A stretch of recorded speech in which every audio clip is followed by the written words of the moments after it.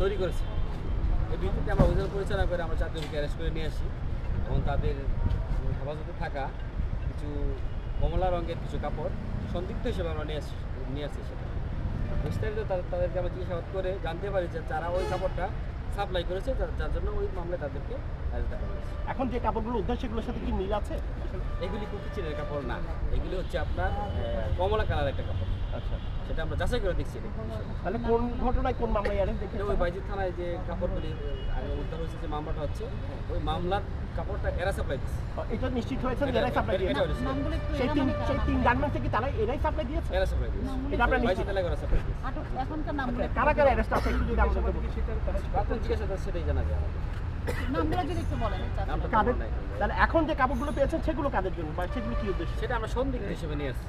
আচ্ছা, সুজন, হ্যাঁ, এটা কি নতুন মামলা হবে নাকি বাইজিৎ থানার মামলায় তাদের? ওই মামলায় তো আছেই, ওরা সাপ্লাই দিচ্ছে যেহেতু ওই মামলায় ওরা সন্দিগ্ধ। ধন্যবাদ। আমরা আসলে চাঁদগাঁও থানার ভারপ্রাপ্ত কর্মকর্তার সাথে কথা বলছিলাম। কিছুক্ষণ অপেক্ষার পরে